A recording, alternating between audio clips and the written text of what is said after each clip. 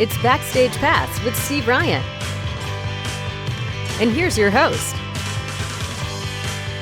Steve Ryan. Hey, Paul. Okay. Can you hear me okay? Yeah. Hey, you want to talk some shop? Good. Yeah, sure. No, that's why we're here. I'm sorry. No, that's okay.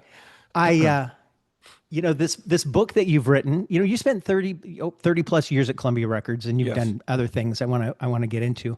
Your book, I've got a screenshot on the behind us. No, I thank you. It's very lovely that you did that. Thanks very much. Gliders Over Hollywood. Tell me about the title. Well, the title was actually at one time one of the chapter titles. But if you read in the book, it really connotes the fun that we had in this business for a good 30 years. I mean, it was a business that where fun was part of your job description. It's just the way that it was. One of the reasons I wrote the book is like, people won't believe this. This is business, but it's not. It's business, but it's fun. And so the story is that, we used to make little tchotchkes all the time for bands that we thought we had a chance with to keep people's focus on them. So you'd make a hat, you make a t-shirt, make suspenders, make belt buckles, make belts. Somebody in New York had this great idea of making gliders, balsa wood gliders. They put Aerosmith across the wing. Now, this is the first Aerosmith album. Yeah. I'm still in LA. I worked for Columbia for a dozen years in LA, and then I worked my way up and eventually came to New York and ran the rock department here in New York. But I'm still in LA at the time. Now, I'm just a big kid. So these gliders come in. And I'm like, I know what we're supposed to do. And they're supposed to take them to, record stores. They're going to hang them from the ceiling. We're taking them to radio stations. People put them on their desk and fly them. But I got a hold of the guy in the mailroom, who was a friend of mine, Spider, Ron Sims. I said, Spider, yeah, I know what we need to do with these planes. But before we do this, have you ever flown a glider as a kid? You fly them, they only go so far, and then they get stuck in a tree. I said, we have a 14-story building that overlooks Hollywood, overlooks Sunset Boulevard. We have to fly these gliders off the roof of our building. Can you imagine how far they'll go? And he was all into it. And so we went up there, and sure enough, I mean, you toss a glider and the thermals that are coming up. I mean, these gliders are going forever over Hollywood. And we sponsored glider races for at noon for people who wanted to come up. And every once in a while there was, a guest glider pilot would come up. One day Elton John visited. He was visiting a friend of his. He wasn't on our label, but he was a friend that was working for us who used to be his road manager. So we met Elton, and we took him down to the record room, gave him a stack of records up to here because he loves music. And Elton looked exactly like you'd think he would look then, with the big glasses and the platform. But he was a lovely fellow. And we said, hey, before you leave, we're flying gliders off the roof of the building. You want to fly gliders? And he's like, yeah, sure. He's reduced to a child, right? So we spent the whole afternoon flying gliders with Elton John over Hollywood. One of us is like, oh, I think I can hit the Hollywood ball, Yeah. So it just connoted the fun that we had. And they have a brilliant art director who did the cover. And so he's got, one of the stories is the Pink Floyd airship, the giant psychedelic blimp, created for Pink Floyd. And on the cover here, he's got the airship going over the Hollywood. It looks like it's going over the Hollywood sign. I flew that giant blimp over the Hollywood sign. So I just looked at it and went, oh my God, that's it. That's great. So that's where the title came from. Steve, I wrote the book because I wanted people to have fun like I did. I wanted them to see stuff you wouldn't believe in a world of today. If you came to somebody today and said, hey, I want to shoot a laser beam off a mountainside, it's going to cost $4,000, but they'd throw you out of their office, much less a blimp for $1 million. Right. I mean, these things happen because it was a business that was exploding with new rock music, and there was so much money, and they wanted us to be creative and do things to make people pay attention. And so the business is bigger than life, run by a cast of characters. We're all characters. Forget the artist. The managers I wanted to write about are characters. The stuff, that happened because everybody, it was almost like a show within a show. This is normal.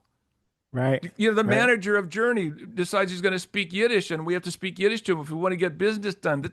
This is a band that's selling, you know, 50,000 albums a week. They're selling 4 million albums every time they make a record, and he just gets on a Yiddish kick.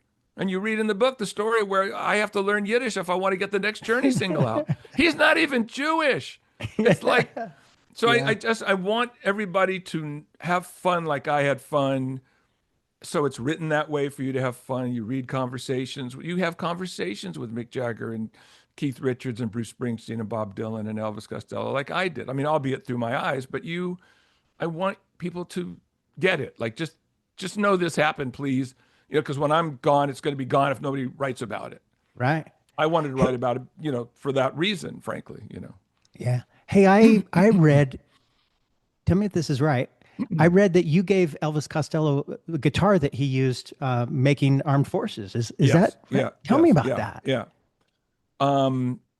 When I was I in high love that album. Me too. It's a great record. It's one of his seminal great records. Yeah. He I grew up in a town called Bellflower, California. It's a blue collar town. You know, so I didn't have like a real expensive guitar for a lot of years. I bought my own acoustic for cheap, taught myself how to play. Then I would get electric knockoffs. And the first real guitar that I bought took me 2 summers to save up for. I was working for my dad driving trucks. Was this Rickenbacker. I bought it because I was a big fan of the Byrds. I bought a 6-string because I was playing in a high school band, and it was more versatile than a 12-string. We were playing all kinds of music, but you could still get a good jingle jangle out of a Rickenbacker.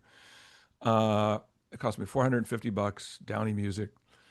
I was on tour with Elvis, and he was looking for a Rickenbacker that had original pickups.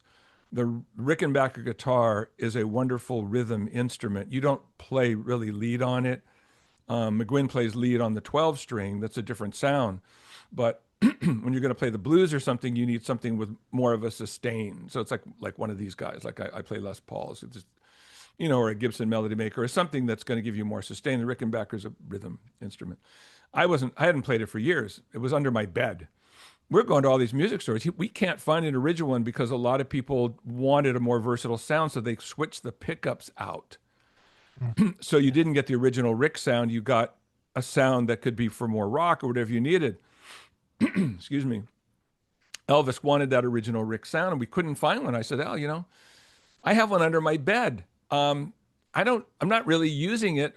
I'm going to give you my Rickenbacker." Oh, he said, "Well, wait a second. At least let me buy it from you." And I said, "You know, if you play guitar, it's like a club. You know, it's like it's a world where we're all sort of brothers and sisters in this guitar thing." And I had been given a couple of guitars. I'd been given a Gibson Melody Maker by one of my best friends, Frank Shargo, in my high school band. Somebody had given me an acoustic guitar. And I said, "You know what, Al?" I said, "We're becoming friends. I love your music. It means more to me for me to just give it to you than, you know, you could buy it from me. But in the guitar world, I've gotten these presents. I feel like I'm supposed to give one back. So I'm going to give you mine." And he thanked me. I mean, it was, you know, it's like a big deal. He knows when you part with a guitar, it's a big deal. He said, "Thanks very much." And took it home. He called me in the fall. You know, it's fun. Hey, you know, English accent, Rob, Elvis, you know, it's like, "Al, how you doing? You're going to love this." "What?" "The Rickenbacker that you gave me." "Yeah. It's all over my new record, Armed Forces. I used it so much. It's everywhere on this album." And then I got a really big smile, right? Because my Rickenbacker had made it, you know, became famous. Yeah. It was like, "I'm so happy for you, Rick." You know, it's like you're, you know, and every time I hear Armed Forces, I hear it. I know what it sounds like. So every time I hear those songs, I was so happy. It's like, "Hey, man, Rickenbacker, you made it into rock and roll history." So.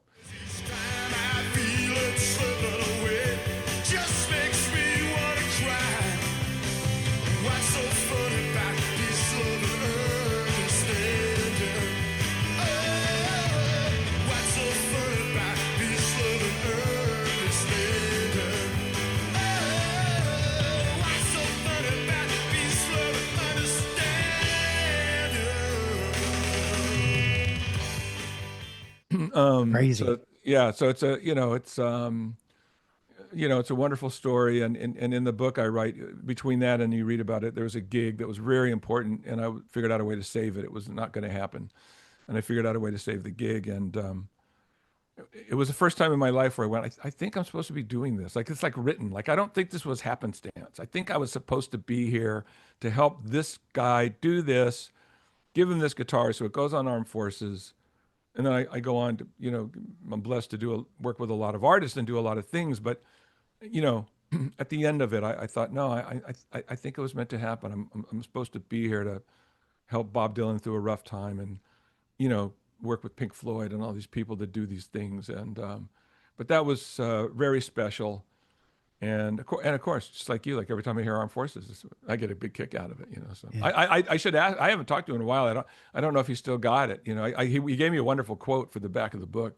I read it. Yeah, Yeah. you want to know what kind of guy Elvis Costello is? I haven't talked to this guy in years. I mean, I don't keep up with people unless I go to a show and see them backstage. The Pink Floyd guys I probably have kept up mostly with just because I became closer to them for longer. But I have not talked to Elvis Costello in years, but a friend of mine does all the time, a colleague of mine, Dick Wingate. I said, Dick, I just want to ask a few people for quotes. Elvis was a big part of my career. You know what? I wrote Dick a note. Send this to Elvis. Hey, Al, blah, blah, blah, Rap here. My nickname's Rap because my last name's Rappaport, and I talk a lot, so they know I rap, right? That's why Elvis wrote what he wrote. So anyway, hey, Al, would you consider giving me a quote? Do you want to know what I wrote about you? Do you want to know? Do you want my whole book? What do you want? He didn't want anything. That quote that he gave me a day later, he didn't even think Wow. about it. Yeah, Yeah. immediately. Yeah, sure. Here, boom. Wow. What a guy. Yeah. Same thing with Nick You- Mason, Pink Floyd, same thing. Boom. Hey, Nick, do you need here? I mean, wow. Just thanks, guys. It's like you have relationships and you hope you like to think they're real, and then it's a big, wonderful surprise and a smile when it turns out that it is. Yeah. Well, speaking of Pink Floyd and you being a guitar player, I read about you played live on stage with them in London Arena, right? Yes. Yeah. How was Yeah. that? Thrill of a lifetime. Yeah. Greatest thing I ever did in the music business. I mean, I worked for Columbia for 30 plus years.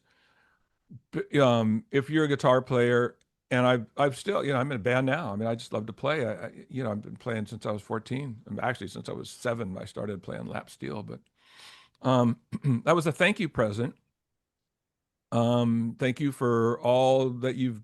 I started working with them in the early 70s. Wish You Were Here, and every album since, I would work closely with them. So we became friends. So one day, I got a call from their manager. It was after the Momentary Lapse of Reason tour had finished in the States, and it was a big success.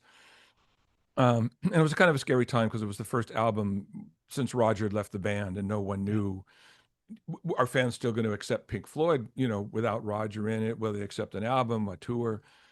It was a question mark, and no one knew, and it turned out fine. It was like, yeah, we liked Pink Floyd, early on, and then Sid left, and that's okay, and Roger left, but there's still this thing, Pink Floyd, and it's fine. So I get a call from the manager. We have it was a Christmas present, but it was a thank you present for everything you've done for us, and you can read about it. And I don't want to go to all the details, but I thought at first it was going to be a rehearsal. They said, no, this is a proper gig on stage. I said, well, I'm a real player. Like, I used to talk to Gilmore about guitars all the time. I don't want to pose. They go, no, that's the gift. That, don't you get it? Like, you're in Pink Floyd, like, for a song. That's huge. Yeah. If you're me, to be in a band and play with that level of players, and I won't go into detail. I wrote the detail in the book minute by minute because I wanted anybody who reads this book, if you want to know what it's like to play live on stage with Pink Floyd, here it is. From my point of view, yeah. Are you a little bit scared? Yeah, hell. Like, So that was when I got off that stage. If someone had said to me, hey, that's it. In 1989, if someone said, oh, hey, that's it, you can't be in the music business anymore, I'd say, hey, fine, I'm done. Because Right. nothing I'm going to do is going to top this. Right. The airship came close, but not. Yeah, I mean, come on, you're on stage playing with your heroes, trading licks with a guitar hero. You can't even believe it. Crazy. So yes, yeah. So that was, I wanted to write it minute by minute. You want to know what it's like, if you're interested in my book, that's one of the things you'll get to read about. So, Yeah. You called Tony Bennett one of the coolest people on the planet. mm-hmm. I love Tony Bennett. He's cooler than any rock guy I ever met. Maybe Yeah. outside of Keith Richards. Keith's a pretty cool guy. He's so worldly, and because he's been through it, around the block so many times in his career, and he becomes a superstar, then his music, is out of favor for a little while, and then he makes it come back. And there's a beautiful story in the book about some advice he gives me, because when I first got in the business, I came from the hippie generation, and I thought, oh, I don't know, this is kind of duplicitous. It's kind of like the Hey Babe. Like, the music's great, but I don't know about the business part. Right. And you read a story in the book about how he set me straight. Something similar had happened to him, and he went to Duke Ellington, who's a major force in music, and he Yeah. counseled Tony, and so Tony counseled me. But Tony is a remarkable human being. If you met Tony Bennett, he didn't want to talk about him. He would talk about you. Hey, Steve, what are you doing? How does this work? How does that work? This is the kind of person he was. I had a second career as a creative marketing person for the label, and one of the things I developed was a TV show with Tony. It was called Live by Request, and it was on A&E. It was A&E's Live by Request. Yeah. Intimate show, 2 hours prime time, intimate setting. You call in, talk to your favorite artist, request your favorite song. It was a big warm smile, this show. And Tony, it started as a radio show with Tony, and then he and his son and I developed it with some people at Sony TV, the TV people. Anyway, the first one we're going to do is with Tony, because it was his idea to begin with. So the show's being developed with Tony. So I said, okay, well, it's live. We're in New York. I'm going to, when you come out of a big black limo, we're going to follow you in. We want it to be as live as it can be. We're going to follow you in right into the studio, past the audience, but it'll be a big deal. Oh, no, I'm not going to get out of a limo. I'm not that guy. I said, well, it is New York. I said, okay, I tell you what, it's New York. You come in a big a carriage, like from Central Park, with a horse, right? No. That's pompous. I'm not doing that. He goes, I'm just going to come in a yellow. I go, in a yellow cab. He goes, yeah, that's me. I'm just going to come in a yellow. I said, okay, well, if that's you, then we'll do that. So, we did it. Cued the cab. It's like 5, 4, 3, 2, 1 live television. I mean, let me tell you something, boy. That's that's like being in a rocket going to the moon, the live television, like without a net. 5, 4, 3, 2, 1, boom, broadcast, boom, live by request, boom, yellow cab pulls up in front of us. So Tony gets out of the yellow cab, goes in, does his show. It's great. Next day, I call my dad, who's a big Tony Bennett fan. Hey, Pop, did you watch the Tony Bennett show? Yeah, what'd you think? My dad's a loud guy from Brooklyn, right? You want to know the best part of your show? I go, what? When Tony Bennett gets out of the yellow cab. Yeah. I go, that's the best part of the show. He goes, yeah, you want to know why? I go, why? He goes, because he's one of us. Yeah. He's an everyman. He's one of us. That's why we love him. He's us. He isn't like some guy in a cloud. My dad just thought that was the best. Just kind of schooled everybody in the music business and the TV business. Guess what? Tony Bennett is getting out of a yellow. Frank Sinatra said that Tony Bennett was the greatest singer he ever heard. Said that to the public, not himself. Said that about Tony. Yeah. Yeah. So, That album that he did with Lady Gaga is so good. Man, that's so good. No, it's really good. So now imagine he goes to Gaga and says, listen, I hear your voice, but I think you're a jazz singer. Do you want to try this? She is a real person like him. What a treasure she is. This is a human being, right? Yeah. She blows her own mind. Like, oh my God, I'm going to do this. Now, think about it. This is the way art is supposed to be. She doesn't think about, oh, what about my pop career? What will my fans think? Oh my, no. She's the real deal. I'm doing this. Hey, fans, hope you like it. They finish it. It blows her mind. He goes, you want to do another one? She goes, yeah. Yeah. She's not even thinking about that other stuff because she's as real as he is. And it's fabulous because she's a treasure. She can do that. Yeah. She can even act. Who knew, in the movie. I keep asking you about stuff that I know is in the book, and but there's such great stories. I don't want to give it all away, but I am a big fan of Alice in Chains. Man in the Box is one of my favorite songs, and you have a great story about that your son played a big part of that. You want without giving it all away? Do you want to tease it? No, yeah, and I could tease it. I mean, I think the thing, it's interesting. I mean, it's funny to sell books. I should make the point to anybody, watching this that there's, we're telling stories, but there's like tons. Like this is an example of what you're going to get, but it's like, this isn't it. It's like, there's so much more in there about Yeah. Keith and Mick and oh my God, it's Springsteen. I mean, it's endless. So, the thing about Alice is at the time of the Seattle Sound, there's this people know about Screaming Trees, they might know about Sublime, they might know like some of these artists, but nobody's hit the mainstream yet. This is a different sound. But in Seattle, they know, but the rest of the world doesn't know. Now, I'm in charge of rock radio. Rock radio at the time, the artists they're used to playing are Van Halen, ZZ Top, Fleetwood Mac, Eric Clapton. These are the kinds of music. Okay, so when Alice comes along with this guitar crunch, which is crunchier than Led Zeppelin, it's the crunchiest crunch you've ever. It's not. I don't even know. It's half crunch, half music. I don't even know how Cantrell does it. Right? Yeah. Right. Yeah. And with the parallel harmonies and Lane and all that. And I'm not too proud to say, look, as a music man, I take pride in hearing a lot of things early, but nobody hears everything. You just can't, right?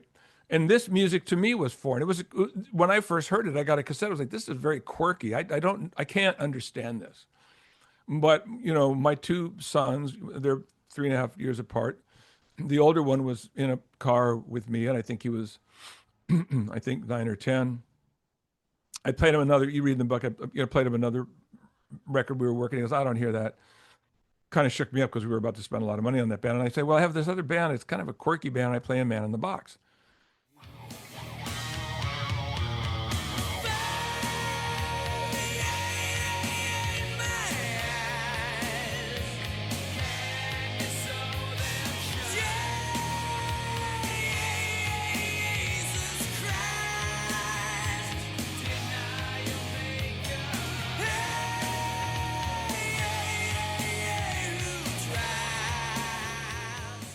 Now, my son has ears, okay? He lights up. Dad, this is amazing. And as I write, I mean, look, I'm not too proud to say, I look down, I go, it is? And he says, oh, Dad, you got to play the whole album. This is like some of the best stuff I've ever heard in my life. Excuse me. So we play the facelift, right? So it dawns on me that I'm not understanding for whatever reason. I called the product manager on the West Coast. He tells me, wait, do you see him live? And sure enough, a week later, I see them live. Sometimes on you'll hear music and you can't quite get it, but when you see a band live, you can't miss it. And when I saw Alice live at a club in New York, nice guys, by the way, just fabulous people. My hair blew back. I saw it. I saw the next big thing. I saw the new Led Zeppelin, the new sound, it wasn't, I got it big. I couldn't sleep all night. I was like, oh my God, this is like the next big thing. And then, excuse me, I was very excited because it was ours. But the thing about Alice was that no one understood it, right? Not one radio station wanted to play Alice in Chains. Not one. We don't get this, just like me, because they're used to these other bands. Yeah. Rap's my nickname because my last name's Rappaport, right? Rap, you want me to play something, I don't even understand it, right? It's like, I can't even, I don't get this music.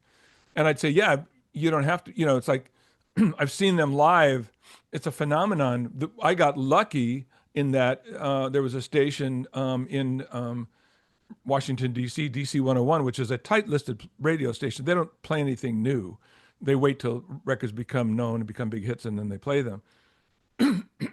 Excuse me. But their night guy played Man in the Box. And the program director, a guy named Dave Brown, really cool guy, called me the next morning and goes, I got to tell you something. I go, what? He goes, you have like a tiger by the tail here. I go, what are you talking about? He goes, my night guy played Man in the Box by Alice in Chains. We always wait for requests. That's how you know what records are going to go all the way. A station plays a song, they get requests, then you can tell another station, oh, this is working. And that's how records are built for anybody watching this. Even in today's world, somebody has to play it first, and then somebody, kids call in or, whatever. And then you spread the story. Then you got 2 stations, 3 stations, 4 stations. Sometimes people will hear a record. It's pretty easy on the ears. You can get 20 stations, 1 a week, 20. You're building to 150 rock stations. So, he says, so there's the phones light up. We always say, like the phones light up, the request lines light up. He goes, you know how the request lines light up? I go, yeah. He goes, well, ours are melting down. Okay, they haven't stopped blinking since last night. Do you understand what I'm telling you? The request lines haven't stopped blinking. I am in the office today. It's 10:30 a.m. They're still blinking because kids want to know what this is. Yeah. So when I heard that, I knew that it would resonate to the public. But as you read in the book, it was so hard to convince people. 1 station a week at a time. Yeah. And once they'd play it and they'd realize what it was, they would call and go, this is a phenomenon. I don't understand it. I go, you don't have to understand it. You just have to play it. And I think at that time, if you would have just gotten 50 radio stations, mass appeal radio stations, along with the metal stations that were playing, it would have been a success if you could just do that, like the harder rock stations. Mm-hmm. But I was so into this band, like I wouldn't stop. I refused to stop. Like I'm not stopping until this band is what we call broken. Mm-hmm. On 150 radio stations, I will not stop because this band deserves it. They're amazing. They're nice guys. But so the important thing was that it broke that sound on major commercial rock radio. So it paved the way. When Pearl Jam came along, it was like, oh, there's more of these. Oh, well, we can do Alice, we can do Pearl Jam. Oh, there's a band Nirvana. Oh, then the floodgates hit. Yep. But Alice is the band that breaks down the doors. Alice opens for Van Halen. And all these kids are now in arenas. They quickly got out of the club thing because people saw how the record was happening. Now, 12,000 kids at once are watching, what an Alice in Chains is. So all these kinds of things, I wanted to write about because I knew, well, first of all, because they happened, and I wanted people to know how they did happen. There's all kinds of secrets in there. I mean, the first part of the book is you go backstage, at Bruce's live Roxy show, 78. Yeah. You won't believe what happened. But they don't even know. I sent it to his manager. His manager freaked out. Like, what? Why didn't you tell me? I go, there was no time. Bruce doesn't even know. I don't know if Bruce has read this yet, but manager was going to send it to Bruce. But there's these kinds of stories, had a really weird record with Dylan and the Dead. It got, roundly criticized just trashed by the press. Somehow it went gold, and you read about how that went gold. That was a sort of a magic trick also. And I just want to share these stories just so people know. It says, yes, we're trying to sell books. Trust me, there's not a lot of money in this. If you're Bruce Springsteen, yeah. If you're Keith Richards, yes, you put a book out. This is more about me connecting with people like yourself, with people who went to all these shows in the 80s and the 90s, who might really, want to enjoy knowing what the inside was like. And you want to have, conversations with, your favorite artists. I just want to share this stuff. So that's what this is about for me. Well, I'm wishing you all the luck in the world with the book. I've enjoyed what I've read. And man, these conversations for me, this is gold. I mean, I could do this all day long. So thank you so much for your time. I know it was kind of difficult setting it up, but I appreciate you sticking with me. No. I appreciate it. I would just tell, if anybody's really interested, there's a website now, glidersoverhollywood.com. Yeah. There's easy access to buy it if you're looking to do that. So just to put that out there for people. But absolutely my pleasure to be with you today. Thanks for your time, really. Of course. I mean, it's your show. So and let's just say we'll talk again. Yeah. Thanks so much, Paul. Okay. Have a great day. Have a good weekend, okay? Thank you. Yep, you too. All right. Thanks. See you, Take my care. friend. For questions or comments, email Steve at steveryan.songoftheday@gmail.com.